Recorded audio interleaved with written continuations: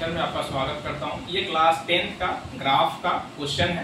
इसमें दो समीकरण और दोनों समीकरण को हल करके हमने x और y का मान निकालेंगे।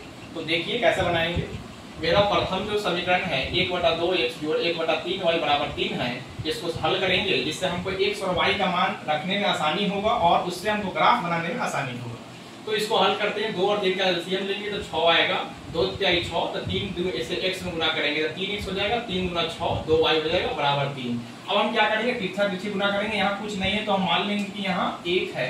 इस 1 से ऐसे गुना करेंगे, इस पर ऐसे गुना करेंगे। 3x को 1 से गुना करेंगे 3x हो जाएगा और 2y को 1 से गुना करेंगे 2y 6 18 हो जाएगा। हमने एक समीकरण निकाल लिया। इस समीकरण पे अब हम बारी बारी से x और y का मान रखेंगे और जिससे हम क्या करेंगे, वो ग्राफ खींचने में आसानी होगा। तो सर्वप्रथम हमने x के मान 2 रखे हैं। आप अपने अनुसार रख सकते हैं, कुछ भी रख सकते हैं, लेकिन हमने 2 रखा जिससे हमको छोटा मान प्राप्त हो और छोटा खींचना हो। जहां x होगा वहां 2 रखेंगे तो यहाँ x है तो यहाँ 2 रखेंगे। तो 3x तो x की जगह पर 2 रख दिए तो 3 गुना 6 और प्लस 2y बराबर 18। इस 6 को बराबर के उस पार ले जाएंगे तो इधर पॉजिटिव है प्लस है तो उधर जाएगा तो माइनस हो जाएगा। तो 18 में 6 घटाएंगे तो 12। 2y बराबर 12, इसलिए y 2 से जब काटेंगे बराबर तो 6 12 तो y बराबर 6 यानी x के मान 2 तो y के मान 6। x के मान 2 तो y के मान 6। अब हम दूसरा मान रखते हैं x के मान 3 रखने पर। जहां x होगा वहां 3 रखेंगे तो यहाँ x है तो इसके सामने जस्ट 3 रखेंगे तो 3 3 9 प्लस 2y बराबर 18। 9 प्लस 2y बराबर 18। इस 9 को हम बराबर के उस पार ले जाएंगे तो ये घट जाएगा। तो 18 में से 9 घटाएंगे तो 9 आ जाएगा और y बराबर हो जाएगा 9/2 4.5 हो जाएगा 4.5। यानी जब हम x के मान 3 रख रहे हैं तो y के मान 4.5 आ रहा है। x के मान 3 तो y के मान 4.5 आ रहा है। अब हमने दूसरा मान रखेंगे x के मान 4 रखने पर। x के मान जहां x होगा वहां 4 रखेंगे तो यहाँ x है 3 × x तो 3 × 4 प्लस 2y बराबर 18।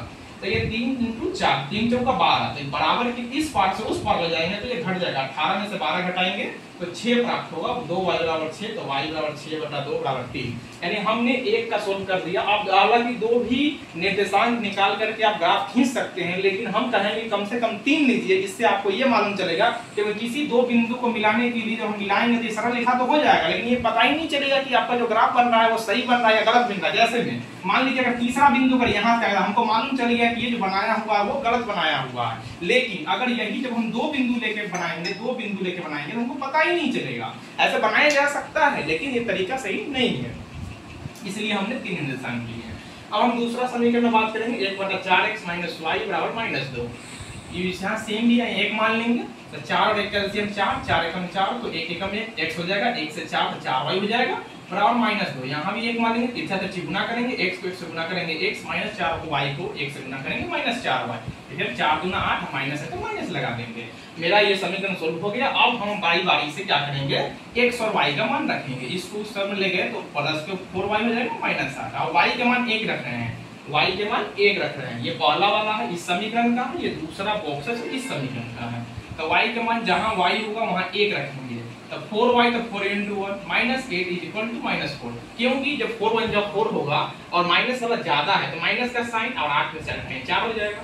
उसके बाद y के मान 2 रख रहे हैं। जहां y होगा वहां 2 रखेंगे, जहां y होगा वहां 2 रखेंगे तो 4 × 2 -8 4 दूना 8 होगा और 8 में से 8 हटाएंगे तो 0। यानी ये y के मान 2 रखेंगे तो x के मान 0 आएगा। y के मान 2 रखेंगे तो x के मान 0 आएगा। और y के मान हम 3 रख रहे हैं। y के मान 3 रख रहे हैं। जहां y होगा वहां रखेंगे 3 तो 4 × 3 -8 4 3 12 -8 12 में से 8 घटाएंगे तो 4। यानी y के मान 3 रख रहे हैं तो x के मान 4 आ रहा है। y के मान 3 तो x के मान 4। अब इस निर्देशांक हमको प्राप्त हो गया। इस निर्देशांक से हम बिंदु देंगे और बिंदु के आधार पर हम एक स्केल की सहायता से हम वैसे बोर्ड पर बता रहे हैं, लेकिन आप ग्राफ पेपर पर बनाइएगा। देखते हैं x के मान 2 y के मान 6। x के मान 2 यानी x के सामने से हम जाएंगे और y के मान 6 यानी ये वाला y निर्देशांक है और ये वाला x निर्देशांक। इसी को भुज या कोटि कहते हैं। x वाले को भुज कहते हैं और y वाले को कोटि कहते हैं। तो x के मान 2 है और y के मान एकदम सामने जाएंगे और y के मान 6 बिंदु दे दी है। ये लिखिए निर्देशांक, इसको बोलते हैं निर्देशांक। x के मान 2 y के मान 6। अब दूसरा है x के मान 3 और y के मान 4.5 यानी 4.5। x के मान 3 और y के मान यानी 4 और 5 के बीच में आएगा 4.5 तो 4.5 यहाँ बिंदु दे दिए हैं। फिर x के मान 4 और y के मान 3 है। x के मान 4 और y के मान 3 ये बिंदु हो गया। अब दूसरा देखते हैं x के मान -4 है और y के मान 1 है। x के मान -4 और y के मान 1 ये हो गया।